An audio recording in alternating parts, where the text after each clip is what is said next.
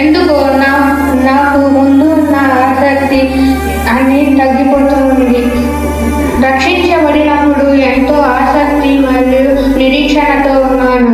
కానీ ఇప్పుడు దేవుడి మీద ఉన్న ఆశ, కోరికలు అన్నీ తగ్గిపోతూ ఉన్నాయి.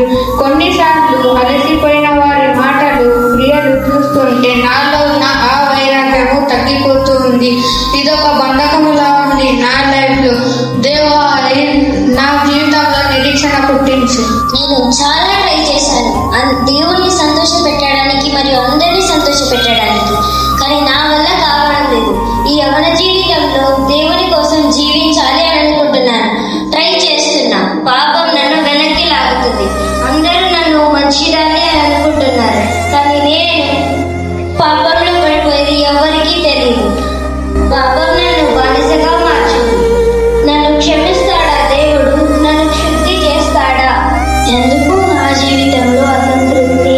నాకు అన్నీ ఉన్నాయి కానీ తృప్తి లేని జీవితం. తినడానికి, వేసుకోవడానికి, ఉండడానికి అన్నీ ఉన్నాయి, కానీ ఏదో కొరవ నాలో ఉంది. లోకం యాక్సెప్ట్ చేస్తే చాలు, అన్నీ ఉన్నాయి. సంపాదిస్తున్నాను కానీ అన్నీ ఉన్నాయి, అనుభవిస్తున్నాను, సంతోషం లేదు. ధైర్యం ఉంది నా జీవితంలో. ఇండిపెండెన్స్ నిజం విలువ ఎక్కడ దొరుకుతుంది ఏమో అర్థం కావటం లేదు.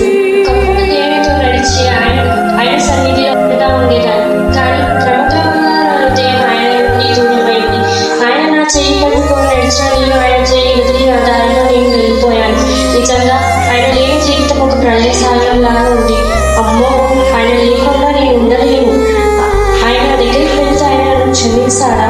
నన్ను దగ్గరికి తీసుకుంటాడా? ఏంటో నా జీవితంలో అనారోగ్యం ఎప్పుడూ ఒకటి వస్తూనే ఉన్నది. అన్నం తిన్నా అరగడం లేదు, పడుకున్నా నిద్ర రాదు. చాలా వేదనగా ఉన్నది.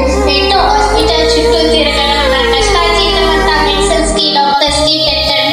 ఏంటో నా బంధుమిత్రులతో విడుదల లేక నేను ఇలాగే చచ్చిపోవాలా?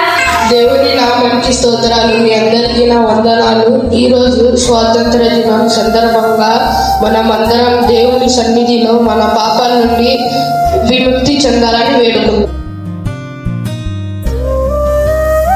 నా పాపాలను క్షమించు దేవా, నా జీవితంలో నిరీక్షణ కలిగించు. దేవుడా, నన్ను పాపం నుండి విడుదల దయచేయి. మా పాపాలను దేవా, నాకు మంచి ఆరోగ్యం దయచూపి. దేవా, నాకు మళ్ళీ నీ దగ్గరికి రావాలని ఉంది. నా బంధకాల నుండి విడిపించు. దేవుడా, నాకు తృప్తిని కలుగజేయండి.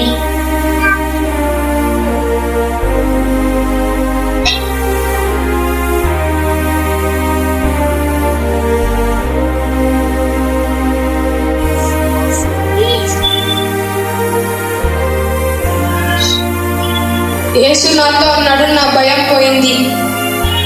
నేను కోల్పోయిన నిరీక్షణని మళ్ళీ నాకు కలుగజేశాడు. నా పాపం క్షమించబడింది. నేను కొత్త సృష్టిగా మార్చబడ్డాను.